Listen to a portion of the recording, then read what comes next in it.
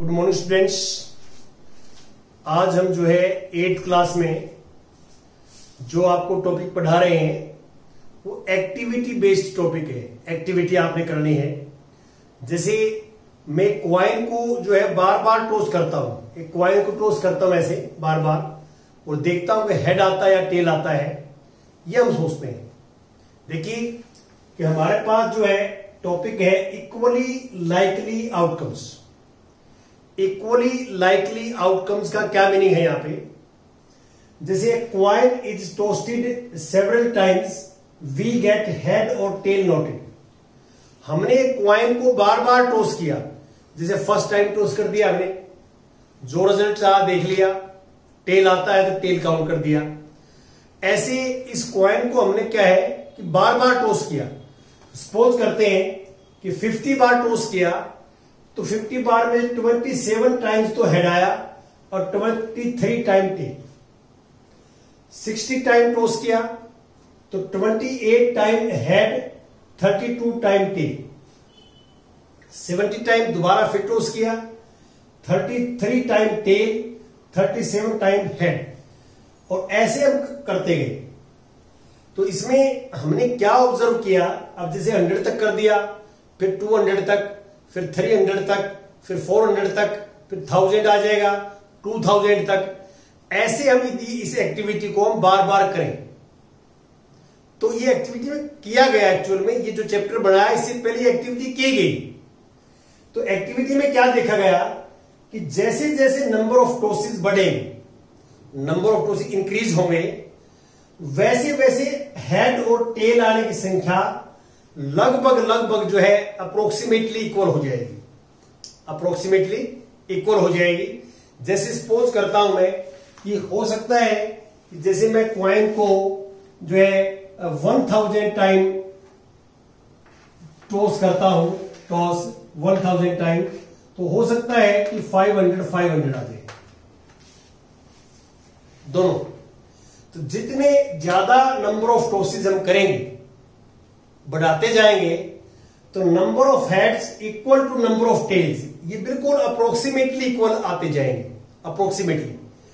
तो इसलिए फिर हम क्या करते हैं कि हमने ये एजम्पशन कर ली कि हम एक क्वाइन को टॉस करते हैं तो हेड और टेल आने के 50-50 चांसेस होते हैं। ये हम जो है सपोज करते हैं। और इसका जो हमने प्रूफ कहां से लिया, आइडिया कहां से लिया, वो इस चार्ट से लिया कि जैसे जैसे प्रैक्टिकल किया और प्रैक्टिकल करके हमने देखा कि नंबर ऑफ टॉसेस इंक्रीज होते हैं तो नंबर ऑफ हेड और नंबर ऑफ टेल अप्रोक्सीमेटली जो है वो इक्वल होते जाते हैं। तो आप इससे आगे भी टॉस कर सकते हैं, तो ये हमारे पास रिजल्ट आएगा। तो ऐसे हम करते हैं, ऐसा हमारा। यदि अब ऐसे ही डाइस में किया गया है, ये डाइस के लिए भी ये टेबल बना सकते हैं आप। उसमें ये हो सकता है कि नंबर ऑफ टॉसेस जो है थ्रोन, डाइस थ्रोन, और यहां पे ये आ जाएगा कि जो number 1 getting a number 1, getting a number 2, getting a number 3, इस तरह 6 कॉलम बन जाएंगे। और आप डाइस को ऐसे थ्रो करना शुरू करें और जो रिजल्ट आए वो नोट करना शुरू करें। यदि 1 आता है तो 1 काउंट कर लेंगे, 2 आता है 2 काउंट कर लेंगे। जैसे जैसे आप डाइस की टॉस बढ़ाएंगे, टॉसेस बढ़ाएंगे, तो जैसे जैसे संख्या बढ़ेगी तो आप देखेंगे 1, 2, 3, 4, 5, 6 जो नंबर है वो लगभग जो है उनकी संख्या इक्वल आ जाएगी। नंबर ऑफ टॉसेस इंक्रीज होंगे, बढ़ेंगे, तो 1 आने के, 2 आने की, 3 आने के, 4 आने के, 5 आने के, 6 आने की संख्या जो होगी यहां पे वो लगभग अप्रोक्सीमेटली जो है वो इक्वल होगी। तो इसलिए हम कहते हैं कि भाई डाई को हम थ्रो करते हैं तो 6 आउटकम्स आते हैं, 6 आउटकम, और they are equally likely outcomes. Coin को टॉस करते हैं तो 2 पॉसिबिलिटी हैं, हेड भी आ सकता है, टेल भी आ सकता है, तो वहां भी 2 possibility, they are equally likely outcomes. तो इक्वली लाइकली आउटकम्स का मीनिंग क्या है कि उनके जो आउटकम्स हैं वो अकर्ज होने के चांसेस जो है वो इक्वली लाइकली है। तो ये हमारा टॉपिक है, ये हम करते हैं। देखिए अब मैं जो है फॉर्मूले पे आता हूं। देखिए हमारे पास क्या है, सबसे पहले एक रैंडम एक्सपेरिमेंट होता है। जो प्रोबेबिलिटी हम पढ़ते हैं प्रोबेबिलिटी में सबसे पहले रैंडम एक्सपेरिमेंट। कल मैंने आपको बताया था कि रैंडम एक्सपेरिमेंट क्या होता है, कि हम उसके जो आउटकम होते हैं वो आपको पहले पता नहीं होना चाहिए। जो आउटकम्स हैं जो आएंगे वो आपको पहले जो है उसका रिजल्ट्स का पता ना हो, और जो आउटकम्स हैं they are equally likely, outcomes जो है दे आर इक्वली लाइकली। तो जैसे रैंडम एक्सपेरिमेंट क्या क्या हो सकते हैं, मैं क्वाइन को टॉस करता हूं, ये रैंडम एक्सपेरिमेंट है। मैं डाई को थ्रो करता हूं, ये भी रैंडम एक्सपेरिमेंट है। और एक बैग में डिफरेंट डिफरेंट कलर्स की आइडेंटिकल बॉल है। आइडेंटिकल का बॉल का मतलब क्या है, कलर डिफरेंट है, शेप और साइज जो है कॉस्ट बॉल की वो सेम है, सेम साइज की है। तो आप बगैर देखे कोई भी एक बॉल निकालते हैं बैग में से तो कोई भी आ सकती है। तो प्रत्येक चांस जो बॉल के आने के चांसेस जो है वो इक्वली लाइकली हैं, और जो इक्वली लाइकली आउटकम्स हो तो उस एक्सपेरिमेंट को हम रैंडम एक्सपेरिमेंट करते हैं। तो रैंडम एक्सपेरिमेंट में एक तो जो रिजल्ट्स है वो आपको पहले पता नहीं होना चाहिए। जैसे मैं कॉइन को टॉस करता हूं तो रिजल्ट्स आपको पहले नहीं पता होना चाहिए। ऐसा कोई भी एक्सपेरिमेंट जिसमें आपको पहले से पता होता है तो रैंडम एक्सपेरिमेंट नहीं। तो अब मैं आगे चलता हूं इसमें। देखिए मैं अभी बता रहा था आपको, एक तो होता है हमारे पास random experiment. Random experiment, random experiment में मैंने क्या है कि जो टोटल आउटकम्स होते हैं रैंडम एक्सपेरिमेंट में, तो वो हमारे पास जैसे कॉइन को टॉस किया हेड और टेल, 2 आउटकम्स है। डाइस को थ्रो किया, रैंडम एक्सपेरिमेंट में 6 आउटकम्स है, 1 2 3 4 5 6। तो ऐसे। और एक होता है इवेंट। अब इवेंट क्या होता है, अब आप देखिए मैं इस कॉइन को टॉस करता हूं, मैं डाई को टॉस करता हूं, मैंने डाई टॉस की, ये जब तक ये एयर में है, ऊपर है, तो हमारे माइंड में क्या चल रहा है, जब तक मैं इसको थ्रो कर रहा हूं और ये ऊपर रोल कर रही है तो हमारे माइंड में क्या चल रहा है, हमारे माइंड में चल रहा है कि 1 to 6 कोई भी नंबर इसके ऊपर आ सकता है। 1 to 6 कोई भी एक नंबर ऊपर आ सकता है, ये हमारे माइंड में चल रहा है। जब तक ये ऊपर घूम रही है तो हमारे पास ये रैंडम एक्सपेरिमेंट है। लेकिन जब ये नीचे गिरेगी, रुक जाएगी, नीचे गिरने के बाद में मान लो सपोज किया आपने कि ये मेरे पास मैंने थ्रो की और ये गिर के रुक गई नीचे, ये ऐसी गिर गई, तो क्या देख रहे हैं आप, ऊपर मान लो 4 आ जाता है, ये ऊपर 4 आया हुआ है, ऊपर 4 आता है, तो 4 आ जाना वो इवेंट है, जो ऊपर आएगा वो इवेंट है। तो इवेंट के फेवर में जो केस होते हैं और रैंडम एक्सपेरिमेंट के जो फेवर में केस होते हैं उससे हम इवेंट की प्रोबेबिलिटी निकालते हैं। तो इवेंट की प्रोबेबिलिटीज का फार्मूला क्या होता है वो देखिए, हमारे पास जो प्रोबेबिलिटी ऑफ एन इवेंट होती है, probability of an event equal to, जो न्यूमरेटर में आता है वो number of outcomes, number of outcomes make the event, make the event, ये फार्मूला होता है। न्यूमरेटर में क्या आएगा, number of outcomes make the event, और नीचे आएगा total outcomes, total outcomes of the random experiment. अब जैसे मैं एग्जाम्पल्स के तौर पे एक बार मैं आप जो है लेता हूं एग्जाम्पल्स, आप क्लियर हो जाएगा। Now we take an example, a die is thrown, a die is thrown, find the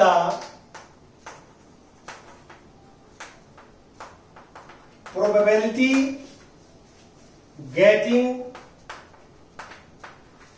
N even number, getting an even number. तो यहां पे जो हमारे पास रैंडम एक्सपेरिमेंट है वो है कि हमने डाई को थ्रो कर दिया, डाई को थ्रो कर दिया, दिस इज रैंडम एक्सपेरिमेंट। और प्रोबेबिलिटी हमने किसकी निकाली, इवेंट की। इवेंट क्या है, getting an even number, even number आए। तो आपको पता है कि हम डाई को थ्रो करते हैं तो there are 6 possibilities, total possible outcome होते हैं रैंडम एक्सपेरिमेंट 6। और इवन नंबर आना, तो 1 to 6 इवन कितने होते हैं? 2, 4, 6। 2 आएगा या 4 आएगा या 6 आएगा, दीज आर इवन नंबर। तो यहां पे आप क्या करेंगे सॉल्यूशंस के अंदर, सॉल्यूशन में लिखोगे आप कि probability of an event, formula आपके सामने लिखा हुआ ऊपर कि नंबर ऑफ आउटकम्स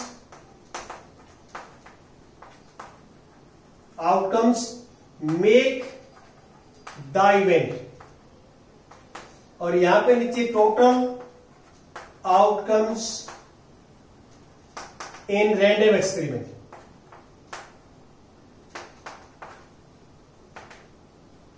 यहां पे आप देख सकते हैं कि इवेंट क्या है? इवन नंबर आना। इवेंट्स क्या है? Getting an even number. Even number dice पे 2 भी आ सकता है, ऊपर 4 भी आ सकता है, 6 भी आ सकता है। 2, 4, 6 इवन नंबर है, 3 पॉसिबिलिटी है। आउटकम जो है, जो इवेंट बनाते हैं वो 3 जो आउटकम है 2, 4, 6, और टोटल में 6 है, तो